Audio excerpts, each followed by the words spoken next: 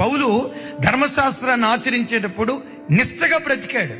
ఇప్పుడు జీవం కలిగిన దేవుని దగ్గరకు వచ్చిన తర్వాత ఆ నిష్ఠ, ఆయన ప్రతిష్ట, ఆయన సమర్పణ, ఆయన త్యాగం మరెక్కువ అవటానికి దేవుడు కృప చూపించాడు. అంతకు మునుపు ఎన్నో స్థలాలకు వెళ్ళాడు, అక్కడ దర్శనం గాల. విచిత్రం, దమస్కు గుమ్మం దగ్గరే అపోస్తుడైన పౌలు వారు దేవుని చేత ఎందుకు దర్శించబడ్డాడో తెలుసా? దమస్కు గుమ్మం దగ్గర ఎందుకు దర్శించింది అంటే, దమస్కు అని అనటంతో పాత నిబంధనలో ఒక భక్తుడు మనకు గుర్తొస్తాడు. ఎవరైనా చెప్పండి, చెప్పాలి ఎవరైనా?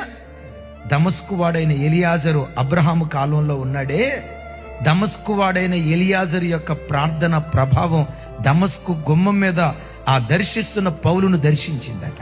దమస్కు పట్టణం కొరకు, సిరియా దేశం కొరకు ప్రార్థన చేశాడు. అద్భుతం ఏంటో తెలుసా? ఆ దైవజనుడు, ఆ దాసుడు ప్రార్థన చేసింది 1500 సంవత్సరాల క్రితం.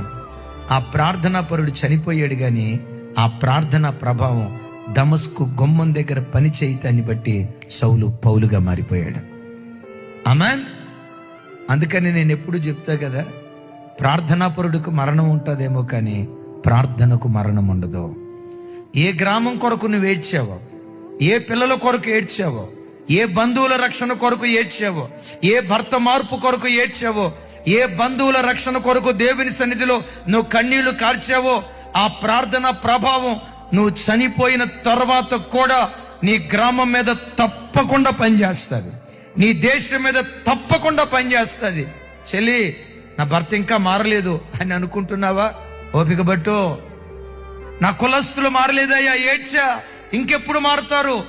కృంగిపోయిన స్థితిలో ఉన్నావా? అయ్యో, నా స్వకీయుల రక్షణ కొరకు 15 రోజులు, 21 రోజులు, 50 రోజులు, 40 రోజులు ఏడ్చా, మారలేదయ్యా, నా ప్రార్థన ఏమైపోయింది అని అనుకుంటున్నావా? విశ్వసించు. ప్రార్థించిన నీవు నేను ఏదో ఒకరోజు చనిపోతావేమో, కానీ మన ప్రార్థన తరతరాలు బ్రతికే ఉంటుంది. మనం చనిపోయిన తర్వాత కూడా మన ప్రార్థన ప్రభావం మన దేశాన్ని తప్పకుండా దర్శించునుగాక.